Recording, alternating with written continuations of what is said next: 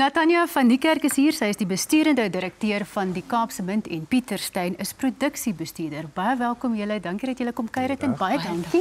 Wat hulle huis toe.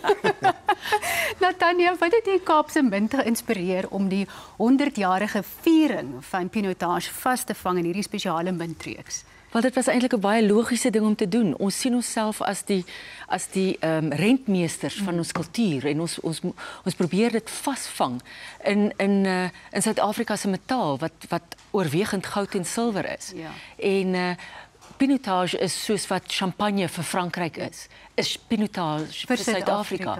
En 100 jaar van Pinotage is net 'n absolute mylpaal. Vertel vir my van die ontwerp van hierdie muntreeks. Wat sien ons hier op? Ek het net nou onderste bo. Ja. Wat ons probeer doen is ons het 'n regte numismatiese reeks probeer ontwerp.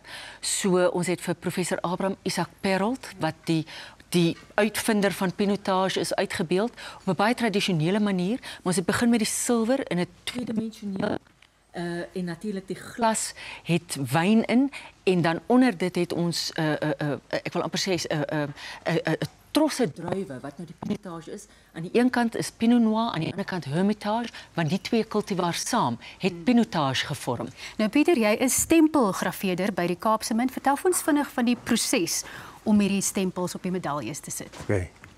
Om daarmee te begin is wat ons doen is enige foto skets wat jy het. Ja.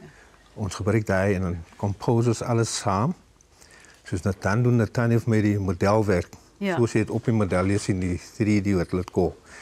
Dan van daar vat ek het verder. Dan sit ek dit op die staal en grafeer die stempels mos nog soos jy dit sien daar. Ja. Dan word dit gaan as 'n klomp proses wat jy deurgaan soos hardening en al daai. En op 'n een van die dag, as ons klaar is met die gravering van die stempels en die dies, sal ons gewoon op die front en back die. En as jy nou metaal tussen die twee sit, soos op die een van die dag, dan kry jy wat ons daarmee sit nog.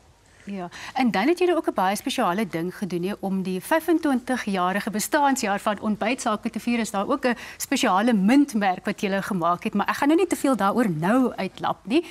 Pieter, net vinnig weer, hoekom is hierdie 1 kilogram silwer medalje so spesiaal? Dis nou hierdie een, nee. Dis iets. Kan ek hom optel? Tel hom op. Yes. Dis die lig nie. Ja. Ek laat ek hom net geniet so 'n bietjie. Dan net. Okay, jy vinnig vir my wys. Tot vir die kamera. Okay. Ons maak net so. Okay. So dit is nou baie spesiaal. Hy wil nie eers uitgehaal word uit sy pakkie nie, want hy weet hy is so spesiaal. Kom ons lig dit maar net so op. Dan wys ons hom so vir die kamera. Ek net vir die kamera goed. Nee? Wys die beweging na binne. Okay. Goed. Hulle hom net so wat. Okay. So die lig speel daarop, né? Pragtig. Dan gaan ons die beweging van die wyn daarin doen. Daar's So, 'n regte die Kaapse Mint het 'n beperkte uitgawe Pinotage medalje en dan ook met 'n Ontbytsake 25 jaar muntmerk vervaardig, né?